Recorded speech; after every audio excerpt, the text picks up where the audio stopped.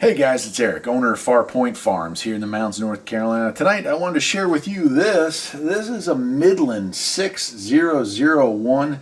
This is a 40 channel sideband radio. It's something I've never seen before. It's called the Precision Series. And I'd never heard of it before. So when I saw it sitting on a table covered in dust and muck, I had to have it. And I was able to get it for $7.45. No, I'm kidding. I paid $20 for it. $20 is a really good price for a sideband radio. I usually only pay about $5 if I come across AM radios. I know people sometimes will ask a whole lot more than that, but unless it's something special like a high-end Cobra or Uniden or President, something like that, I usually, if it's an older unit from the 80s, it's a gamble, so I go for the $5. Sideband, I'm willing to go a little bit more because a lot of techs out there are willing to buy radios like this if they don't work, and get them back to life so they can be resold for a much higher number.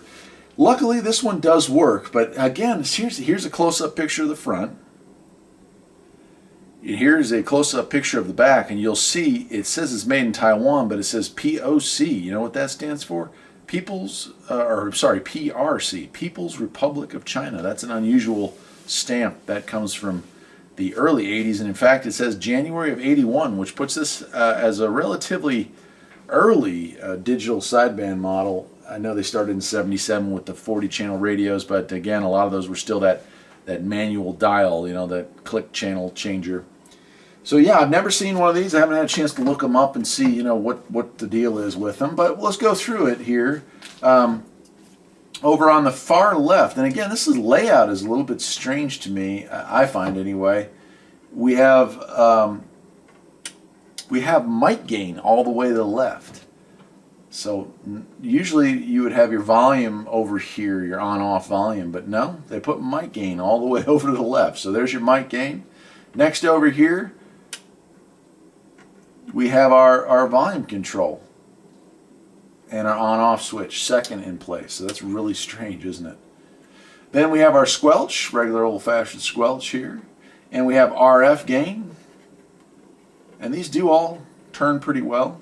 And then lastly, we do have our clarifier here.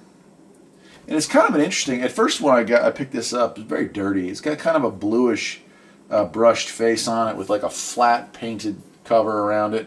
These knobs are like almost a light brown or a tan color. And I thought maybe they had been chrome and it wore off. But no, that's just the way they designed this thing. Lastly over here, our channel select switch and our digital display. And then over here we do have an analog meter. And this switch here is our lower sideband, upper sideband, and AM switch. This does have something kind of interesting, I think. It has tone control. High, low, and medium. That's kind of cool. And then it's just interesting as well. Off and on for off for nothing and on for both noise blanker and automatic noise limiter. So no selectable, just either all or nothing there. Kind of cool. So I'm going to go ahead and hook this thing up. I don't know if the skip's running. I just literally got home from work and I wanted to play with this thing before the sun goes down. So I wanted to hook this up, and I'm going to do that right now. I'm going to pause the camera here, hook up the power, and we'll see if we can get anything. Oh, it does have a regular 4-pin mic hookup. This did not come with a microphone, so I'm going to grab a mic as well, and we'll give it a shot. All right. Well, I've got it all hooked up, got a mic hooked up, found out there was a bit of a problem here. It is a 4-pin mic, but it is not wired like the Cobra or Uniden of that era, so I have to keep the mic held down in order not to transmit. It's got it wired up backwards, so we won't be able to transmit with it, but I do want to turn it on, kind of show all the cool stuff off with it, and let y'all see that. So it's on 38 lower sideband. I haven't been picking up anything with it. So nothing there. Let's go to AM and see if anyone's talking on the Super Bowl.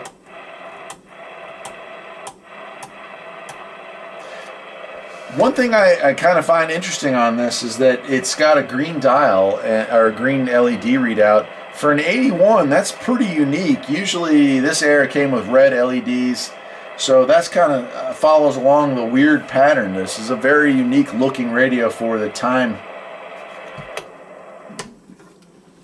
Oh, we had a PA mode. I forgot to mention that. So all the way down there is PA, but we have low and high as far as tone. Turn on our noise blanker. Pretty cool overall. Obviously not a lot going on the radio tonight, but that's okay. Yeah, so I'm going to go ahead and shut it off because I don't want to keep holding down my mic here. But that's it. That is the Midland 6001 Precision Series. I had never knew that Midland made sideband radios at any point. I always thought they focused on AM stuff.